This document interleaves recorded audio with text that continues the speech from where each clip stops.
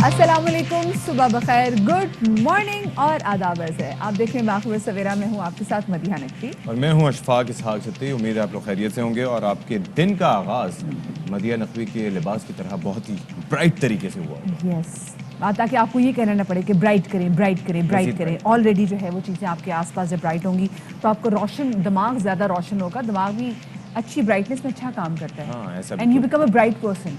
ऐसा होता है, जो लिबास आप पहनते हैं, जो कलर्स आपको नज़र आते हैं, जो आपके अतराफ़ होते हैं, उनका आपकी शख्सियत पर बहुत गहरा असर पड़ता है। इसीलिए कहा जाता है कि जब इंटीरियर डेकोर आप कर रहे होते हैं तो उस वक्त भी आप कमरे में कौन से पर्दों का इंतखाब कर रहे हैं, कलर्स कौन से चूज़ कर रहे हैं, जो दीवारों पे आपने करवा रहे हैं, उनका बड़ा असर पड़ता है। और आपको पता सती अब प्रॉपर इससे इलाज भी हाँ, होने लग गया है। याद है हमने एक शो भी किया था, हमने शो भी किया था, थेरेपी भी होती है कल इसमें। थेरेपी भी किया था। अच्छा, उसके अलावा आप कमरों में आपको बताया जाता है कि कौन सा कलर करें। अगर आपको लगता है कि आप बहुत ज़्यादा डिप्रेशन में जा रहे हैं तो फिर आपको सजेस्ट किया जाता है कि आप अपने कमरे में ग्रीन कलर करें, अपने घर में ज़्यादा से ज़्यादा ग्रीन चीज़ें ऐड करें जिसमें प्लांट्स भी आ जाते हैं। उसके बाद जैसे अभी जो पहनने में येलो कलर आपका वैसे मूड एलिवेट तो करता है, लेकिन अगर आपका बहुत पटाख पीले रंग का अगर आपका कमरा होगा या आपकी दीवारें होंगी तो कहते हैं कि इससे नफ्सियात पर असर पड़ता है और आप झगड़ालू हो जाते हैं। अच्छा जी, और बिल्कुल सजेस्ट किया जाता है कि ठीक है अपने वैसे लिविंग रूम में कर दें, लेकिन मियाँ बीवी कभी अपने कमरे में, ये भी जी जनाब साइंस ही कहती है कि मियाँ बीवी कभी अपने कमरे में जो है ना पीला रंग ना कराएं, इससे आपस में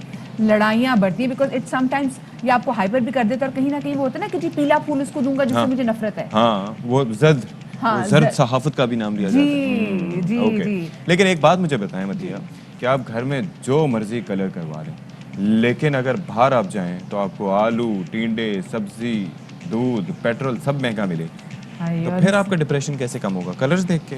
वो तो आपको नोटों के कलर देख के जो आपके पास से जा रहे हैं और दुखी आपको कर देगा वो चीज़। ये बात आपने बड़ी सही की। मेरा तो वैसे आजकल ऑरेंज और मस्टर्ड कलर का वो चीज़ें देखे ना मेरा मूड अच्छा हो जाता है। 5,000 का नोट भी इसी रंग का होता है ना, तो क्या करे भाई, अब महंगाई बढ़ती चली जा रही है। लेकिन रजा बाकर साहब जो कि स्टेट बैंक के, उन्होंने कहा है कि जी ये जो महंगाई है ना ये मसनूई है और इसका हल निकाल लिया जाएगा। कैसे, हम शो में आगे जाके बात करेंगे ताकि आपकी और मेरे लिए कुछ अच्छी खबर तो आए।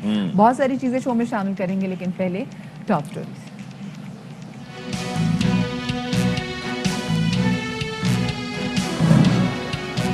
महंगाई बढ़ने पर अपोजिशन और हुकूमत दोनों को अवाम का ख्याल आ गया। अपोजिशन के मुजाहरे जारी, अवाम को रिलीफ देने के लिए हुकूमत की कोशिशें जारी। एक हफ्ते में महंगाई कम होती नजर आएगी, गवर्नर सिंध का दावा। जी, तो अपोजिशन जमातें जिनमें अगर हम पाकिस्तान डेमोक्रेटिक मूवमेंट की बात करें तो हम देख रहे हैं कि काफ़ी ज़्यादा एक्टिव हो गई हैं। वो इस वजह से क्योंकि महंगाई बढ़ गई है तो उनके पास एक स्टांस आ गया कि वो हुकूमत मुखालिफ मुजाहरे हैं वो कर सकें। और समहाउ उनको ये भी है क्योंकि पहले कहीं ना कहीं हाँ सत्य हमने भी देखा है कि जब पीडीएम के जो मुजाहरे हो रहे थे, वो जो तहरीक थी वो ठंडी पड़ती चली गई। लेकिन अब जब महंगाई इतनी बढ़ गई है तो वो उनकी तहरीक फिर कहीं ना कहीं रेलिवेंट होगी और उनको है कि अब आवाम उनका साथ देगी। तो कल उन्होंने शुरुआत कर दी है। रेलेवेंस इसलिए भी है कि अब इलेक्शंस में टाइम आहिस्ता आहिस्ता, इंतखाबी साल जो है वो करीब आता जा रहा है और जाहिर है कि कबल इस वक्त इलेक्शन की बातें तो बहुत की जाती हैं, लेकिन लगता यही है कि ये हुकूमत अपनी मुद्दत पूरी करेगी, जो कि बड़ी इंटरेस्टिंग और अच्छी बात है कि पाकिस्तान में ये रवायात कम मिलती हैं कि जमहूरी हुकूमतों ने अपने अदवार पूरे किए हों। तो इस बार भी ऐसा होता दिखाई दे रहा है, विच इज़ गुड। और जमहूरियत का तसलसल जारी रहता है तो आवाम तक उसके सबरात पहुँचते हैं नॉर्मली, और कहा यह जाता है कि इसी वजह से चीज़ें बेहतर होती हैं। लेकिन अब हम देख रहे हैं अभी तक हमें ऐसा दिखाई नहीं दे रहा, और महंगाई की सूरत में जो जिन है वो बेकाबू हो चुका है। कमोडिटी प्राइसेस आसमान से बातें कर रही हैं, और कहा यह जाता है कि ये सब कुछ इसलिए हो रहा है क्योंकि बैरून मुल्क में भी यही सूरत हाल। अच्छा, जो महंगाई है ना, जिस हवाले से हमने देखा है कि कल से पीडीएम ने अपनी तहरीक का बाकायदा आगाज भी कर दिया है। तो कल रावलपिंडी में जेयूआई मुस्लिम लीग नून के रहनुमा और कारकुनों ने मरी रोड पर मैदान सजाया। नून लीग ने अब जुमे को यानी कि कल के रोज लाहौर में एक बड़े मुजाहरे का ऐलान भी किया है, जिसमें सदर मुस्लिम लीग नून शहबाज शरीफ कहते हैं कि आज से पहले किसी हुक्मरान ने आवाम को बेयारो मददगार नहीं छोड़ा। जबकि हमजा शहबाज बोले कि महंगाई के खिलाफ फैसला अब सड़कों और चौराहों पर होगा। क्या कहना था इन दोनों का, आपको सुनवाते हैं। पहले आवाम की आवाज़ के साथ आवाज़ मिलाएंगे, कंधे के साथ कंधा मिलाएंगे, और अब ये फैसला सड़कों पे होगा, चौराहों पे होगा। एहतसाब का बयानिया वो भी आज ज़मीन में दफन हो चुका है, और अब इनके पास झूठ के अलावा, शर्मिंदगी के अलावा, नदामत के अलावा कुछ नहीं है। नैब का जो ऑर्डिनेंस फैक्ट्री लगाई हुई है ऐवान सदर में, یہ صرف اپنے آپ کو عمران نیازی NRO دینا چاہتا ہے, اپنی ATMs کو NRO دینا چاہتا ہے. دوسری جانب وزیر اعظم کے زیر صدارت PTI کی بیٹھک لگی اور اس میں فیصلہ کیا گیا کہ یوٹیلیٹی سٹورز کے ذریعے ٹارگیٹڈ سبسڈی دی جائے گی. مہنگائی کم کرنے کے لیے ضلعی سطح پر کمیٹیاں تشکیل دی جائیں گی اور وزیر اعظم نے کم آمدن والے افراد کو پیٹرول پر سبسڈی دینے کے لیے پلان بنانے کی ہدایت بھی کی ہے. بالکل جی, اور اس کے ساتھ ساتھ گورنر سندھ عمران اسماعیل اب یہ کہتے ہیں کہ ایک ہفتے میں مہنگائی کم ہوتی ہوئی نظر بھی آئے گی. ان کا بیان بھی آپ کو سنواتے ہیں. لیول سے نیچے رہ رہے ہیں ان کو بہت بڑی سہولت دینے کا پروگرام بنایا جا رہا ہے. پیٹرول کی قیمتوں کے اوپر بھی وزیر اعظم صاحب اسکیم بنا رہے ہیں. پیٹرول سبسڈائز ریٹ پر لوگوں کو مل سکے گا, خاص طور سے ہمارے موٹر سائیکل اور رکشہ والوں کو. وزیر اعظم نے وفاقی وزراء کو ہدایت کی ہے کہ مختلف شہروں کا دورہ کریں, عوام سے ملیں, حقیقی مسائل وزیر اعظم تک پہنچانے کا کام کریں. سندھ میں اس وقت پورے پاکستان میں سب سے زیادہ مہنگائی ہے. سندھ حکومت نے کلیم کیا ہے کہ انہوں نے گندم ریلیز کی ہے, اس کے باوجود آٹے کی قیمت نیچے نہیں آ رہی. سندھ کے لیے جو سب سے جامع پلان بنایا گیا ہے وہ یہ ہے کہ انشلی بار حکومت سندھ میں PTI کی ہو. شیخ رشید احمد صاحب جو کہ وزیر داخلہ ہیں, انہوں نے اپوزیشن کو سخت پیغام دے دیا ہے اور کہا ہے کہ فساد کی صورت میں اپنے لیے سیاسی گڑھا کھود دے گی. مجھے خوشی ہے کہ انہوں نے میرے شہر سے انتخاب کیا. یہ کریں گے 1-1.5 مہینہ الیکشن تک بات لے جانا چاہتے ہیں. آئین اور قانون کی پاسداری کی جائے گی. اگر وہ آئین اور قانون کو ہاتھ میں نہیں لیں گے تو ان کو کوئی ہاتھ میں نہیں لے گا. الیکشن کے پہلے اگر کوئی یہ دنگا فساد کریں گے اپنے لیے برا کریں گے, یہ اپنے لیے سیاسی گڑھا کھودیں گے. الیکشن جب آئے گا 22 مہینوں بعد یا 20 مہینوں بعد ایک نئی الائنمنٹ ہوگی. تو اپوزیشن کی تیاریاں تو آپ کے سامنے ہیں. کل راولپنڈی اور کل اب جو آنے والا کل ہے اس میں وہ لاہور میں بڑا مظاہرہ کرنے جائیں گے. تو حکومت کی کیا پالیسی ہے, کیا حکمت عملی, اس حوالے سے بات کریں گے. ہمارے ساتھ تو موجود ہیں پاکستان تحریک انصاف کے رہنما عالیہ حمزہ, ان کو شامل گفتگو کریں گے. بہت شکریہ عالیہ صاحبہ آپ کا کہ آپ نے باخبر سویرا میں ہمیں وقت دیا. ہم دیکھ رہے ہیں کہ اپوزیشن نے جو اسپیسیفکلی PDM نے مظاہروں کا اعلان کر دیا ہے. کل سے تحریک کا آغاز بھی ہو گیا ہے, مہنگائی بھی ہے, اور وہ کہہ رہے ہیں کہ جی اب جو مہنگائی کا فیصلہ ہے نا یہ سڑکوں اور چوراہوں پر ہوگا. حکومت کی کیا حکمت عملی ہے ان تمام تر سچویشن سے نمٹنے کے لیے؟ سب سے پہلے تو میں اپوزیشن کی اس چیز کا خیر مقدم کرتی ہوں کہ ایٹ لیسٹ انہیں عوام کے مسائل کی فکر تو ہوئی. اور ویسے یہ وہی اپوزیشن ہے کہ جو پیٹرول کے اوپر ہم سے ڈبل سیلز ٹیکس اور لیوی لیا کرتی تھی, اور آج شاید خاقان ٹی وی پروگرام میں بیٹھ کر کہہ رہی ہے کہ اگر حکومتیں ٹیکسز اور لیوی پیٹرول کے اوپر کم کر دی ہیں تو اپنے ٹیکس کا ٹارگٹ کیسے پورا کرے گی. یہ وہی لوگ ہیں جو مہنگائی کے خلاف جو ہے, جو خود سے گنے جو شوگر کین والوں کو تو ان کو پوری قیمت ادا نہیں کرتے تھے, یا آج تک انہوں نے کبھی گندم کے کاشتکار کو پوری پرائس ادا نہیں کی تھی. یہ کون سے لوگ ہیں؟ یہ وہی اپوزیشن ہے جو نے عوام کا لوٹ مار کر کے, منی لانڈرنگ کر کے, کرپشن کر کے سارا لوٹ کے پیسہ باہر لے گئے.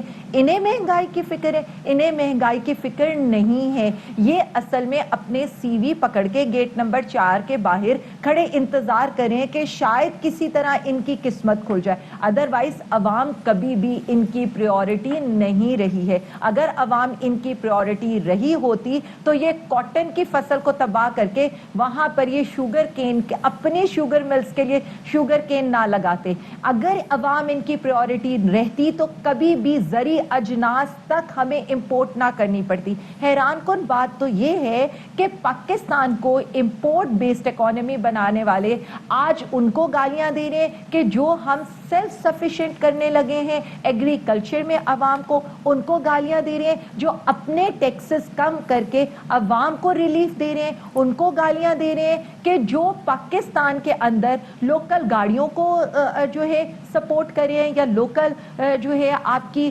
لوکل مینوفیکچرنگ کی طرف جا رہے ہیں. یہ کون سے لوگ ہیں؟ بجلی کے مہنگے سودے کرنے کا, بجلی لانے کا تو آپ کریڈٹ لیتے ہیں, لیکن کیا آپ یہ کریڈٹ کیوں نہیں لیتے کہ آج کیپیسٹی پیمنٹس ہو جائیں یا سرکولر ڈیٹ ہو جائے جس کی وجہ سے بجلی کی پرائسز بڑھانی پڑی ہیں, اس کے پیچھے بھی آپ ہیں. تو یہ اپوزیشن کا گھنونا چہرہ ہے جو عوام کے سامنے بار بار آتا رہے گا. PDM پہلے بھی ناکام تھی, PDM اب بھی ناکام ہے. اچھا, وفاقی حکومت کا سٹینس اور وزراء کا سٹینس تو اپنی جگہ اس پہ ہے, لیکن گورنر سندھ جو کہ سندھ میں وفاق کے نمائندے ہیں ان کا بیان سامنے ہے. وہ یہ کہتے ہیں کہ ایک ہفتے میں کنٹرول کر لیں گے یہ جو مہنگائی کا سارا سلسلہ تسلسل ہے.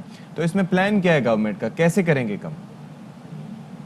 دنیا کے اندر جب کرونا آیا تھا تو ساری دنیا لاک ڈاؤن کے اندر گئی تھی. ایون ہماری پارٹی کے لوگ, ایون ہر بندہ خان سب کو اس کے اوپر اپوزیشن یہ کہہ رہی تھی کہ آپ لاک ڈاؤن نہیں لگا رہے. تو پرائم منسٹر عمران خان صاحب صرف ایک ہی بات کر رہے تھے کہ مجھے اپنے غریب عوام کی فکر ہے, اس لیے فکر ہے کہ امیر لوگ تو لاک ڈاؤن میں گزارا کر لیں گے, غریب نہیں کر سکیں گے. اور پھر ساری دنیا نے دیکھا کہ کس طرح سے غریبوں کا احساس کر کے کمپلیٹ لاک ڈاؤن کی جگہ سمارٹ لاک ڈاؤن لگایا گیا. تو کیا کسی کو اس میں شک ہے کہ حکومت پاکستان یا پرائم منسٹر عمران خان صاحب اپنے عوام کو ریلیف دینے کے لیے اقدامات نہیں اٹھائیں گے؟ ہم ٹارگیٹڈ سبسڈی کی طرف جا رہے ہیں.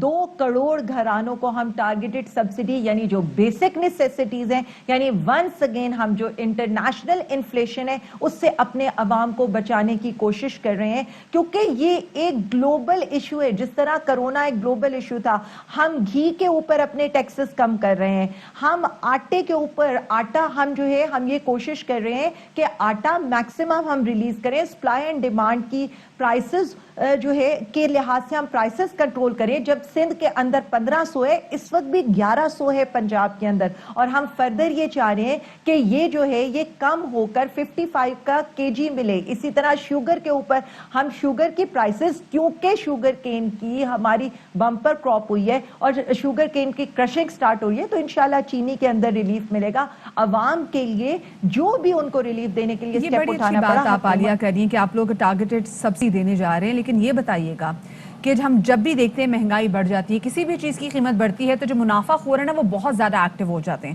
اور منافع خوروں کو کنٹرول کرنا کسی بڑے چیلنج سے کم نہیں ہے. تو حکومت کی اس حوالے سے پھر کیا اسٹریٹجی ہوگی, ان کو کنٹرول کیسے کرنا ہے, اور کیا صوبوں سے بھی اس حوالے سے آپ کی بات چیت ہوگی یا ہوئی ہے ابھی تک؟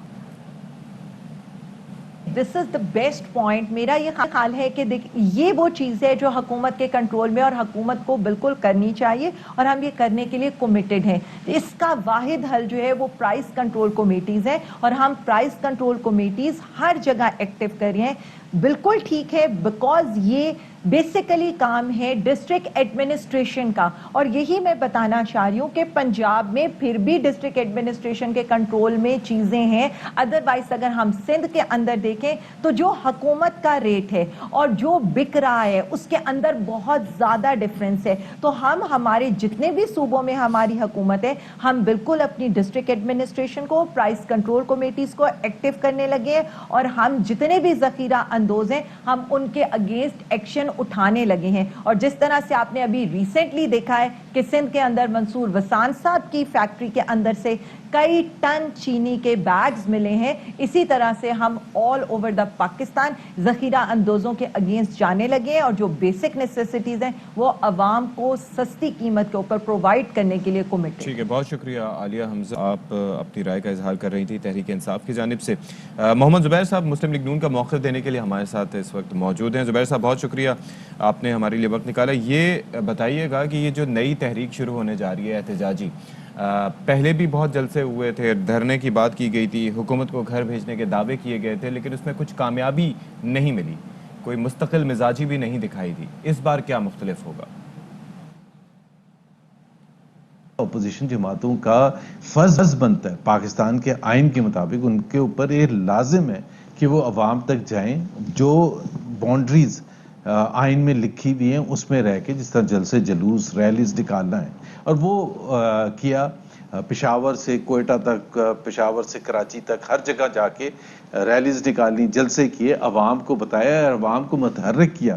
اور اس کا نتیجہ بھی آپ نے دیکھا کہ بائی الیکشنز آج سے چند ماہ پہلے جتنے بھی ہوئے پاکستان کی ریسنٹ تاریخ میں, کم سے کم 25-30 سال کا تو مجھے پتہ ہے کہ کبھی بھی رولنگ پارٹی جو ہے وہ ایک کے بعد دوسرا بائی الیکشن نہیں ہارتی تھی, اور وہ بھی اس وقت جب وہ 2.5 سال سے زیادہ رہتے ہوں حکومت کے جانے میں.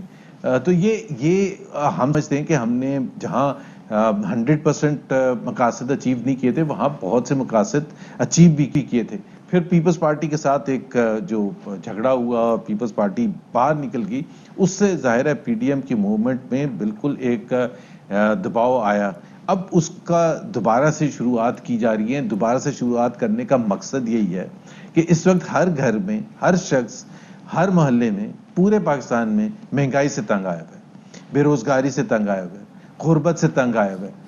تو اگر یہ ہمارا اگر اب ہم جا کے عوام کو دوبارہ متحرک نہیں کریں گے, ہم کیا کر رہے ہیں؟ مثال کے طور پر اگر پنڈی میں ہم ایک ریلی کرتے ہیں اور جس میں مہنگائی کے خلاف حکومت پر تنقید کرتے ہیں, تو کیوں نہ کی جائے؟ تو یہ بالکل ہمارا فرض ہے اور ہم کریں گے, اور پی ٹی ایم اسی طرح سے آگے چلے گا. اچھا, اسی وجہ سے وزیر اعظم عمران خان نے بھی کہا ہے کہ وہ افراد جن کا تعلق لو آمدنی کے طبقے سے ہے ان کے لیے یہ ٹارگیٹڈ سبسڈی پلان کر رہے ہیں اور جلدی ٹارگیٹڈ سبسڈی اناؤنس بھی کر دیں گے. ساتھ میں ہم دیکھ رہے ہیں کہ گورنر سے عمران اسماعیل صاحب بھی کافی زیادہ پر امید نظر آ رہے ہیں, اور انہوں نے تو اسٹیٹمنٹ بھی دی ہے کہ ود ان اے ویک مہنگائی آپ کم ہوتے ہوئے دیکھیں گے. سو آپ کو بھی کوئی ایسے آثار نظر آ رہے ہیں؟ سبسڈی سے مسئلہ اگر حل ہوتا تو ساری دنیا کرتی. اگر, اور یہ دوسری بات یہ ہے کہ یہ ناکامی اور اعتراف ہے حکومت کا کہ ہم کنٹرول نہیں کر سکتے پرائسز. پہلے سال سے ہی کہہ رہے ہیں بس ابھی کنٹرول کرتے ہیں, ابھی ہم مافیا کو پکڑنے جا رہے ہیں, ابھی ایک جوڈیشل کمیشن بنا دیا, ابھی ایک کمیٹی بنا دی ہے, ابھی اس کا فیصلہ آ جائے گا, ایف آئی آر ہم نے رجسٹر کر لیے. پرائسز ایسے نہیں کنٹرول ہوتی. اگر وزیر اعظم صاحب آ کے ایک دن ٹی وی پر یہ کہتے ہیں کہ گندم کی پرائس اس لیے بڑھ گئی کیونکہ ہم نے ٹائم پر اس کو امپورٹ نہیں کیا تھا, تو یہی تو بات ہوتی ہے کہ ٹائم پر فیصلے کرنے ہوتے ہیں. اگر آپ ٹائم پر فیصلے نہیں کریں گے, مثال کے طور پر اگر چینی کی ایکسپورٹ آپ نے الاؤ کر دی تھی, چلے آپ نے الاؤ کر دی اپنے منطق میں الاؤ, جب شارٹیجز ہو گئی تھی تو اس ایکسپورٹ کو بند کر دیتے. لیکن آپ نے 6 مہینے زیادہ لے کے چلتے رہے, 1.5 سال تک ایکسپورٹ جاری رہی. تو نتیجہ کیا ہوا؟ 55 روپے سے چینی کی قیمت پہنچ گئی 110 روپے, اور آج تک اس سے نیچے نہیں گری ہے, بڑھتی ہی جا رہی ہے. اور اوپر سے جو تھوڑا بہت اگر بچا تھا, جو کمی رہ گئی تھی, وہ آپ نے پچھلے 4 مہینے میں تقریباً 25 روپے ایکسچینج ریٹ روپے کی قدر گرا دی ہے, 150 سے لے کے 175 تک پہنچ گیا. تو اس کا بھی تو نتیجہ یہی نکلے گا کہ جب آپ کہتے ہیں انٹرنیشنل آئل پرائسز, تو انٹرنیشنل آئل پرائسز تو انڈیا میں بھی اتنی مہنگی ہیں, بنگلہ دیش میں بھی اتنی مہنگی ہیں. وہاں کیوں افراد زر کم ہیں, وہاں کیوں مہنگائی کم ہے؟ اس لیے کم ہے کہ ایکسچینج ریٹ انہوں نے سٹیبل رکھا ہوا ہے. ہم نے ایکسچینج ریٹ, ہمیں یہ نہیں پتا کہ روپے کی قدر بہت زیادہ گرنا خراب چیز ہے یا اچھی چیز ہے. ابھی تک اس حکومت نے 3.25 سال میں یہ فیصلہ بھی نہیں کیا. ایک اور مسئلہ یہ بھی ہے کہ اپوزیشن پہلے متحد تھی لیکن اب تقسیم ہے. پیپلز پارٹی کی بات کر لیں تو وہ پی ڈی ایم سے الگ ہو کر مظاہرے کر رہی ہے, تو اس بارے میں کوئی مشترکہ حکمت عملی کے لیے کوئی بات چیت متوقع ہے؟ میرا خیال ہے پالیٹکس میں کبھی بھی کوئی بھی چیز پاسبل ہوتی ہے, اور اگر تمام سیاسی اپوزیشن جماعتیں ساتھ مل کے تحریک چلاتی ہیں مہنگائی کے خلاف, تو ظاہر ہے اس میں زیادہ وزن ہوگا, زیادہ جان ہوگی. Peoples Party P D M سے باہر چلی گئی تھی, ظاہر ہے ہم چاہتے تھے کہ پی ڈی ایم میں رہے اور ساتھ ہی لائے عمل شامل رہے. ایک اچھی چیز جو ہوئی ہے کہ وہ پارلیمنٹ کے اندر کم سے کم تمام سیاسی جماعتیں, اپوزیشن جماعتیں جس میں پیپلز پارٹی بھی شامل ہے, وہ سب مل کے اپنی لائے عمل طے کر رہی ہیں. بیکاز شہباز شریف صاحب نے صحیح کہا ہے کہ وہ لیڈر آف دی اپوزیشن ہے, تمام اپوزیشن جماعتوں کو ریپرزینٹ کرتے ہیں. سو پارلیمنٹ کے اندر تو ہم نے سالو کر لیا مسئلہ کہ سب مل کے یکسوئی کے ساتھ اس حکومت کے خلاف اپنا تحریک چلائیں گے. پارلیمنٹ سے باہر بالکل کوشش ہوگی, لیکن پیپلز پارٹی الگ سے بھی کرتی تو اس کی بڑی جان ہوگی, اس میں بڑا وزن ہوگا. اچھا, آپ سے پوچھنا چاہیں گے, جو پہلے پی ڈی ایم کے جتنے بھی جلسے ہوئے اس میں ہم نے سم ہاؤ شہباز شریف صاحب اور مریم نواز کو ایک ساتھ سٹیج پہ نہیں دیکھا. سو اب جو پی ڈی ایم کی تحریک نے ایک بار پھر سے زور پکڑا ہے, آپ لوگوں نے پھر سے شروع کیے ہیں اپنے تحریک, اس میں ہم مریم نواز اور شہباز شریف صاحب کو کیا ایک ساتھ ایک سٹیج پہ دیکھیں گے؟ یہ پتہ نہیں, میں تو کیا کہوں گا کہ سپیٹا سوال ہو چکا ہے ابھی تک کہ مریم نواز اور شہباز شریف ایک ساتھ نظر آئیں گے. بہت سی جگہ نظر بھی آتے ہیں, لیکن آپ کا سوال بالکل بنتا ہے کہ جلسوں میں یا ریلیز میں یا یہ جو تحریک چل رہی ہے اس میں ایک ساتھ نظر آئیں گے. ہو سکتا ہے ایک ساتھ نظر آئیں, لیکن دیکھیں جب بہت بڑی پولیٹیکل پارٹی ہوتی ہے نا, جس طرح پی ایم ایل این ہے, تو اس میں لیڈرشپ کی یہی ایک کوالٹی ہوتی ہے کہ کوئی ایک انفرادی شخص پر ڈپینڈ نہیں کرتا پارٹی کہ جی مریم نواز اگر نہیں آئیں گی تو کچھ ہو ہی نہیں سکتا.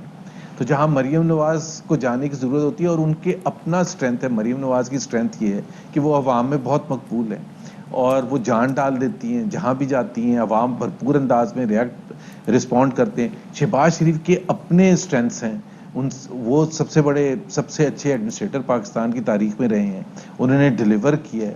10 سال وہ چیف منسٹر پنجاب کے رہے, تو پوری دنیا مانتی ہے کہ پنجاب میں کس طرح سے کام ہوتا ہے. آج بھی آپ کراچی اور لاہور کا موازنہ کر کے دیکھ لیں تو ڈفرنس کس کی وجہ سے, تو شہباز شریف کی. اپنی اپنی اسٹرینتھ ہوتی ہے, اور دونوں اپنی اپنی جگہ فیصلہ سازی میں شہباز شریف ظاہر ہے صدر ہیں پارٹی کے, وہ فیصلہ سازی میں انوالو ہوتے ہیں سب سے بھرپور انداز میں.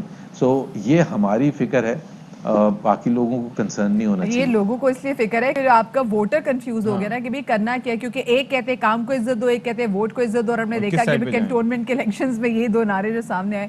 بہت شکریہ جی, محمد زبیر صاحب ہمارے ساتھ موجود تھے. لیکن ہوتا ہے ستی, جب آپ کسی ایک پرٹیکولر پارٹی کو سپورٹ کرتے ہیں اور آپ دیکھتے ہیں کہ پارٹی کے جو دو بڑے ہیں وہ آپس میں آپ کو ایک سٹیج پہ نظر ہی نہیں آ رہے, تو پھر آپ کو خود سمجھ میں نہیں آ رہا تھا کہ بھائی یہ کیا مسئلہ کیا چل رہا ہے. اور دوسرا یہ کہ اسٹیج پہ بیٹھے ہوئے بھی باڈی لینگویج لوگ دیکھتے ہیں, ایک ایک چیز دیکھتے ہیں. ہاں, تو آج کل تو ڈیجیٹل ایج ہے اور اس کے اندر یہ ساری چیزیں بڑی ایک میٹر چیز نوٹ ہوتی ہے, ایک ایک چیز میٹر کر رہی ہوتی ہے, اور جتنا میرے خیال سے اسٹیج پہ ساتھ نظر آئیں گے اتنا ہی اسٹرانگ میسج آئے گا. اور ایک میسج ڈیوائڈ, ہاں ابھی میسج تھوڑا ڈیوائڈڈ بھی جا رہا ہے, تو اس لیے کیا کرے جی, سوال چاہے گھسا پٹا ہو, سوال پوچھنا کافی زیادہ ضروری ہے, کیونکہ اسی پہ سوال سے آگے کئی جوابات بھی مل جاتے ہیں. ایک چھوٹی سی ہم بریک کی طرف جا رہے ہیں, ہمارے ساتھ رہیے گا.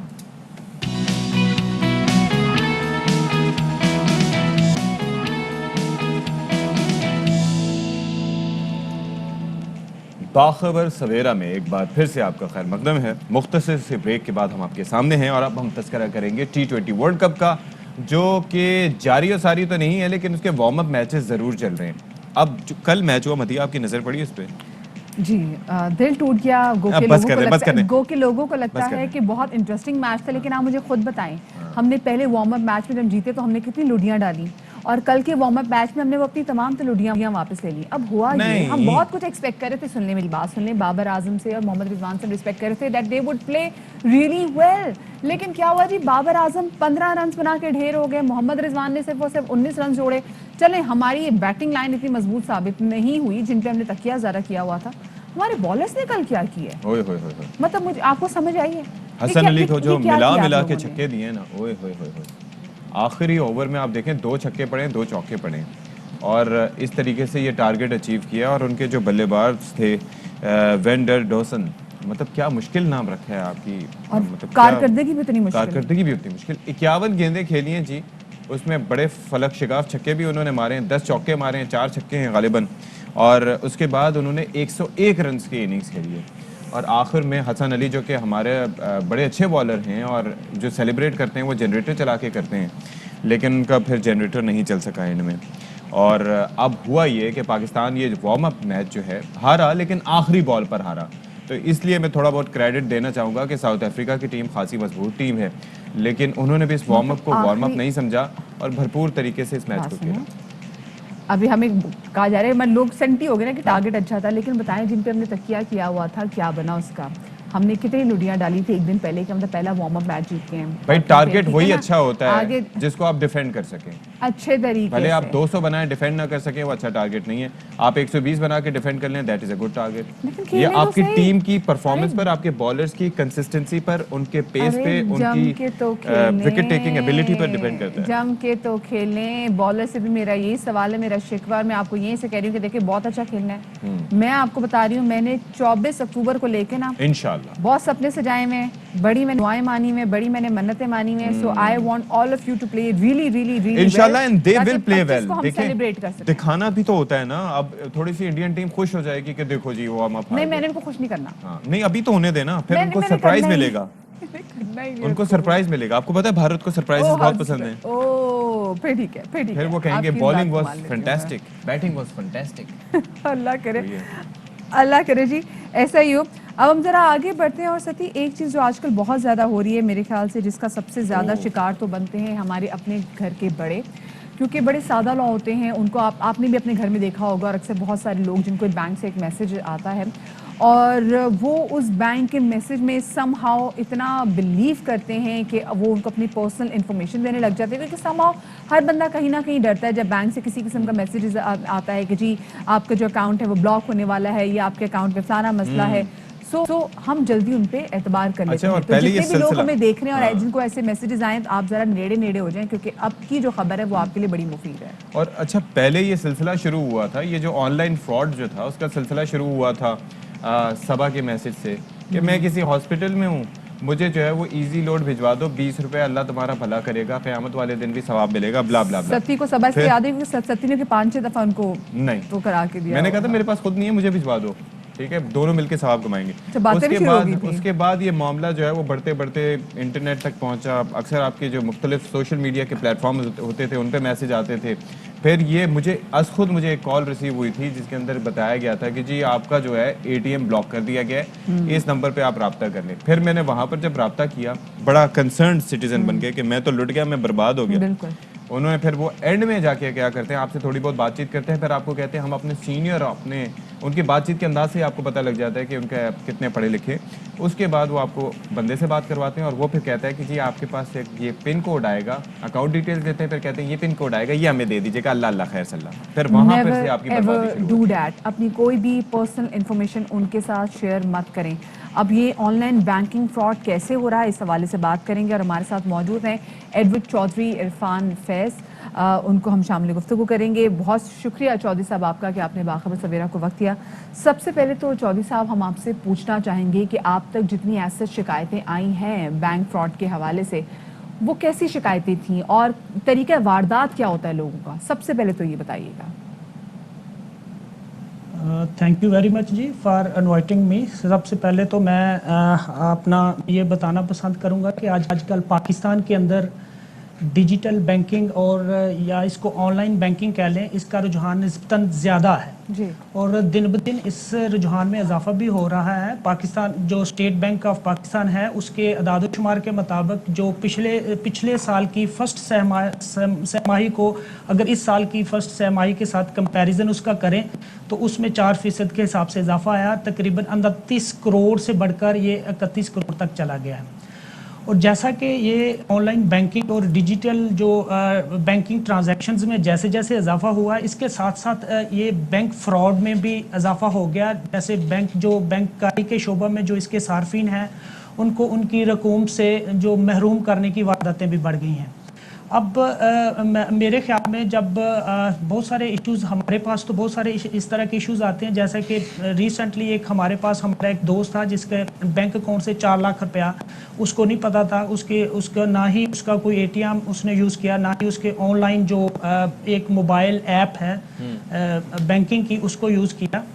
तो उसमें उन्होंने 4 लाख रुपया उसको किसी हैकर्स ने या बैंक के जो अमला समटाइम उसमें साजबाज हो जाता है उससे मिलके वो 4 लाख रुपया उसने बैंक से निकलवा लिया। तो उसने फ़ौरन मुझे बताया, फिर हम लोगों ने प्रॉपर इसका जो सबसे फर्स्ट इसकी रेमेडी होती है कि अगर इस तरह का कोई मामला लोगों के साथ हो जाए तो फर्स्ट ऑफ ऑल वो उनकी जो फर्स्ट रेमेडी है वो यही बनती है कि फ़ौरन जो कंसर्न बैंक है उसके अंदर जाएं या फ़ौरन पहले तो उसको मुतल्लिका बैंक को कॉल करें। जो फर्स्ट रेमेडी वहाँ पे कॉल करने के बाद अपना जो भी मामला है बैंक के साथ डिस्कस करें, जो वहाँ पे कंसर्न ऑफिसर है बैंक ऑफिसर, उसके साथ डिस्कस करने के बाद अपना ATM कार्ड और जो भी बैंक अकाउंट है उसको ब्लॉक करवाएं और फ़ौरन मुतल्लिका बैंक के पास एक रिटन एप्लीकेशन लेके जाएँ।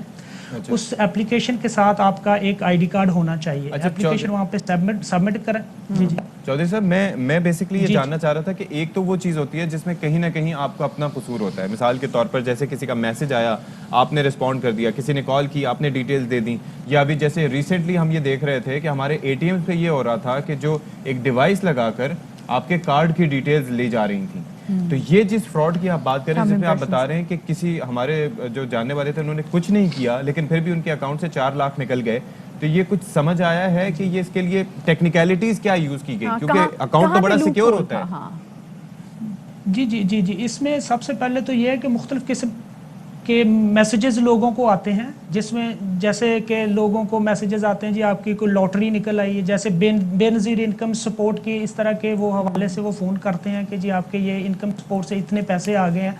तो इस तरह की जो फ़ोन कॉल्स आती हैं या SMS आते हैं, उससे तो जो सार्फ है उसको खुद ही उनके साथ जो है ना डील करना चाहिए। अगर वो उनको अपना पासवर्ड या इस तरह की चीज़ें दे देते हैं तो देन वो खुद ही रिस्पॉन्सिबल है। तो उसको इस किस्म का अगर वो खुद जिम्मेदार है तो देन फिर उसको उसकी कोई जो खोई हुई रकम है वो वापस नहीं चौधरी साहब, हम देखते हैं बैंक की जानिब से भी बार बार मैसेज किया जाता है कि प्लीज़ अपनी जो पर्सनल इन्फॉर्मेशन है, अपना पिन कोड है, वो किसी के साथ शेयर ना किया जाए। बार बार बैंक्स की जानिब से हमें मैसेजेस आते हैं, लेकिन उसके बावजूद चले अगर गलती हो गई और आपने पैसे ट्रांसफ़र कर दिए या आपके बैंक से पैसे निकल गए, इज़ देयर एनी वे कि वो आपके पैसे रिवर्स हो सकें? जी बिल्कुल, उसमें मुख्तलिफ सूरत हाल होती हैं। जैसे कि हम लोग पहले जब हमारे पास इस तरह का कोई वाक़या आता है, सबसे पहले हम कंसर्न बैंक के पास जाते हैं एक रिटन एप्लीकेशन लेके, जो कि कंसर्न फोरम है। उस एप्लीकेशन को जब हम लोग वहाँ पे सबमिट करते हैं तो विद इन 45 डेज़ जो कंसर्न बैंक है वो ड्यूटी बाउंड है कि जो उनका जो मैटर है उसको रिजॉल्व करे। अगर वो बैंक वो मैटर रिजॉल्व नहीं करता तो देन उसके बाद अगर वो बैंक मैटर रिजॉल्व नहीं करता या जो उसने बैंक ने मैटर रिजॉल्व किया उससे जो कस्टमर है वो सेटिस्फाई नहीं है, तो देन फिर वो ये बैंकिंग मुतसिब एक अदारा है, वहाँ पे भी वो अपनी शिकायत दर्ज कर सकता है। अब आ जाते हैं कि ये जो जब हम बैंक में एक एप्लीकेशन फाइल करते हैं तो वहाँ पे प्रोसीजर एक्चुअली ये होता है कि वहाँ पे एप्लीकेशन के बाद बैंक जो होता है उनका एक कंसर्न डिपार्टमेंट है, FRMU, fraud risk management unit है, वो एप्लीकेशन हमारी वहाँ पे भेज देते हैं। वहाँ पे वो फिर पूरा उसको एक देखते हैं कि सबसे पहले उसमें ये चीज़ देखते हैं कि इसमें आया जो सारिफ है, कस्टमर है, जो कंज्यूमर है, उसका कोई फॉल्ट तो नहीं है। अगर उसका कोई फॉल्ट नहीं है तो देन फिर वो बैंक का अमला सम टाइम उसमें इन्वॉल्व होता है। हमारे पास जो आजकल ज़्यादा शिकायत लेकिन ये तो अभी तक जो मामला है, अभी तक जो आपने जैसे हमारे गोश्त गुजार किया वो ये है कि उसमें बैंक को डिसाइड करना होता है कि ये कसूर है या नहीं, और मोस्टली हम देखते हैं कि कसूर सारिफ का ही निकल आता है। अब ये तो चले एक मामला साइड पे हो गया, जो लोग ये फ्रॉड कर रहे हैं बेसिकली जो भी अनासिर हैं उनको पकड़ने के लिए क्या हमारे पास वो फैसिलिटीज मौजूद हैं या कौन कौन से यूनिट्स इस पे काम कर रहे हैं? जी मैं अभी बताता हूँ जी।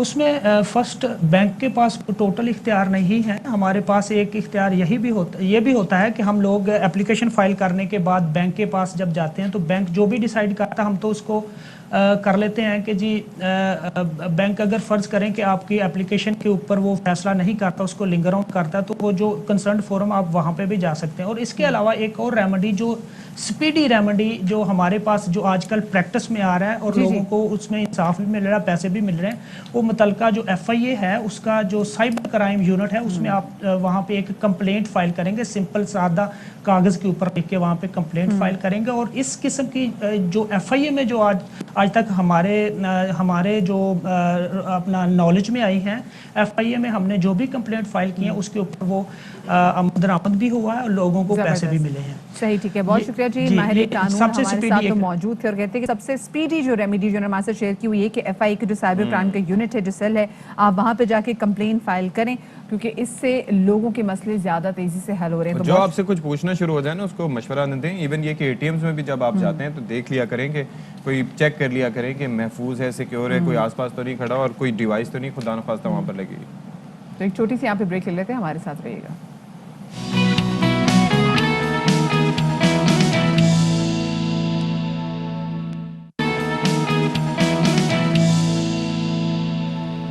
Welcome back after the break. और अब हम बात करेंगे लाहौर की, जहां पे कुव्वते बेनाई से महरूम अफराद का जो धरना है ये अब 10वें रोज़ में जारी हुआ है। और ये जो मुजाहिरीन हैं ये सिविल सेक्रेटेरिएट के बाहर धरना दिए बैठे हैं और इनका मुतालबा ये है कि नौकरियों पर मुस्तकिली और कोटा मुख्तस किए जाने का नोटिफिकेशन जल्द जारी किया जाए और जब तक मुतालबा मान नहीं लिया जाता वो ये धरना ख़त्म नहीं करेंगे। और आप ये देखें कि बिनाई से महरूम ये अफराद हैं और ऑलरेडी इनकी ज़िंदगी में बहुत मसाइल हैं और 10 रोज़ हो चुके हैं, यानी कि आज 10वां रोज़ है जबकि उनका एहतजाज जारी है, लेकिन उनकी सुनवाई नहीं हो रही और सिविल सेक्रेटेरिएट के बाहर ये लोग धरना दिए बैठे हैं और चाहते हैं कि कोई आके उनसे बात करे, कोई आके उनसे मुज़ाकरात करे, कोई उनसे तस्करा करे कि भाई आपके मसाइल क्या हैं और किस तरीके से इनका सोल्यूशन मुमकिन है। सती ऐसा नहीं है कि ये कोई 10 रोज़ में इनके मसाइल ये हैं, ये बहुत अरसे से यही मुतालिबात लेकर आए हैं और मुसलसल इसी वाले से बात करें लेकिन समहाउ सुनवाई नहीं हो रही। इसी वाले से बात करेंगे पंजाब ब्लाइंड टेलीविज़न के सदर उमर रशीद साहब, उनको शामिल गुफ्तगू करेंगे। उमर साहब बहुत शुक्रिया आपका कि आपने बाखबर सवेरा को वक्त दिया। ये बताइएगा لگا کہ آپ لوگوں نے ایک بار پھر سے دھرنا دیا ہے اور اب تقریباً یہ دھرنا 10ویں روز میں بھی داخل ہو گیا ہے. سو آپ کے مطالبات وہی پرانے ہیں جو پچھلے کئی برسوں سے چلے آ رہے ہیں یا اب اس میں کچھ مزید مطالبات جو ہیں وہ بھی ایڈ ہو گئے ہیں؟ مطالبات ہمارے شروع سے یہی ہیں اور ون پوائنٹ ایجنڈا یہی ہے کہ ہمارے جتنے بھی بے روزگار ساتھی ہیں ان کو روزگار دیا جائے اور جو ڈیلی ویجز پہ ہیں ان کو کانٹریکٹ پہ کیا جائے. مطالبات چونکہ گورنمنٹ نے کوئی بھی آج تک ہمارے لیے کوئی بھی کسی بھی گورنمنٹ نے 70 سال میں کوئی بھی پالیسی ہمارے لیے نہیں بنائی ہے جس کی بنا پر ہمیں روزگار کے لیے ہر بار سڑکوں پہ آنا پڑتا ہے. تو ہم سڑکوں پہ آتے ہیں تو گورنمنٹ جو ہے وہ چاہے کوئی بھی ہو, چاہے نون لیگ ہو, پی ٹی آئی ہو, ایون کہ پیپلز پارٹی بھی ہو, تو ہمارے ساتھ وہ معاہدے کرتے ہیں, ایگریمنٹس کرتے ہیں. تو ہم جب ایگریمنٹ کر کے ہم روڈ پہ سے چلے جاتے ہیں ان کے اوپر ٹرسٹ کر کے, تو اس کے بعد پھر وہ ہمیں جو ہے وہ مجبور کرتے ہیں کہ ہم دوبارہ پھر روڈز پہ آ چکے ہو, جب ہماری بات نہیں مانتے, اس کو امپلیمنٹ نہیں کرتے, پھر ہم دفتروں میں جا کے ان کے پیچھے جاتے ہیں کہ ہمارا مطالبہ پورا کیا جائے, ہمارے یہ مسائل ہیں ان کو حل کیا جائے. تو جب نہیں کرتے تو پھر دوبارہ پھر ہم مجبور ہوتے ہیں کہ مطلب پھر ہم سڑکوں پہ آئیں. تو اس بار تقریباً 10 روز ہو چکے ہیں اور ابھی احتجاج آپ کا جاری ہے. کیا حکومتی سطح پر کسی نے کوئی رابطہ کیا, کوئی مذاکرات کی کوشش کی؟ کیا رکاوٹیں آپ کو دکھائی دیتی ہیں اس میں؟ کوئی بھی گورنمنٹ کا نمائندہ جو ہے وہ ہمارے پاس نہیں آیا, کسی نے بھی آ کے ہماری بات نہیں سنی.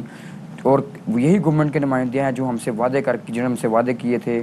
ایگریمنٹ ہے 35 ڈیز کا جو 2019 16 نومبر کو ہوا تھا, اس معاہدے کے اوپر بھی کوئی عمل درآمد نہیں ہوا. اور اس بار بھی ابھی تک 9 دن ہو گئے ہیں. پہلے ہم 8 دن جو ہے وہ اسمبلی ہال کے باہر بیٹھے رہے ہیں اور آج ہمارا فرسٹ ڈے سیکریٹریٹ کے باہر ہے. تو جب تک ہمارے مطالبات نہیں حل ہوں گے, یہ ساتھیوں کا یہ کہنا ہے کہ تب تک وہ اس احتجاج کو ختم نہیں کریں گے. جہاں تک رکاوٹوں کی بات ہے, سب سے بڑا جو ان کے لیے مسئلہ ہے, ان کو موومنٹ ان کی ہوتی ہے. اور سیکنڈلی یہ ہے کہ کھانے پینے کا بہت بڑا ایشو ہے. کہا یہ جا رہا ہے کہ شاید ان کو کوئی سپورٹ کرتا ہے, ان کی کوئی سرپرستی کرتا ہے, ایسا کچھ بھی نہیں ہے. ہمیں جب کھانا ہے کبھی کوئی بیٹھے ہوئے کو کبھی کوئی کھانا دے دیتا ہے, کبھی کوئی دے دیتا ہے, یا کبھی ہم کسی دوست سے, کسی بلائنڈ فرینڈ سے جو کہ صاحب استطاعت ہے, جو تھوڑی بہت حیثیت رکھتا ہے, اس سے ریکویسٹ کرتے ہیں. تو میری گزارش ہے کہ اب ہمارے پاس یہ بھی استطاعت ختم ہو چکی ہے. مسلسل 9 دن سے ہم ان کو مینیج کر کے تھک گئے ہیں. تو گزارش یہ ہے کہ جو ہمارے ایشوز ہیں ان کو سالو کیا جائے تاکہ جو نہیں ان کے اپنے گھروں میں جائیں. اور ہمارے لیے بھی بہت مینیج کرنا مشکل ہو رہا ہے, کیونکہ کھانے کے بغیر انسان زندہ نہیں رہ سکتا.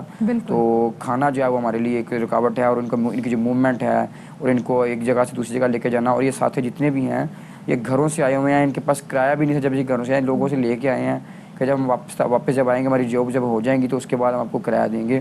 تو ان کے پاس کچھ بھی نہیں ہے, کھانے کے لیے بھی ان کے مسائل ہیں, اور ان کی اس طرح کے سارے مسائل جو ہیں وہ. اور ایسے میں آپ کے پاس یہ بھی گارنٹی نہیں ہے کہ آپ کی نوکری بھی مستقل ہے یا نہیں. اچھا یہ بتائیے گا کہ پشاور میں تو نابینا افراد اور ضلع انتظامیہ کے درمیان ایک تحریری معاہدہ بھی جو ہے وہ ہوا ہے, جس میں کہا گیا ہے کہ جی تعلیمی قابلیت کی بنیاد پر نوکریاں دی جائیں گی. سو کیا آپ اس سے سیٹسفائیڈ ہیں؟ دیکھیں جی, معاہدے تو بہت سارے حکومتیں کرتی ہیں. معاہدہ میرے پاس بھی ایک پڑا ہوا ہے جو میں لے کے آیا ہوں. تاہم معاہدے کا اگر امپلیمنٹ ہو تو سب سے بڑی بات ہے. میں سمجھتا ہوں کہ ہمارا 3% کوٹا ہے, اس کوٹے کے اوپر امپلیمنٹیشن بڑی مشکل سے ہم نے ہی احتجاج کر کے شروع کروائی ہے.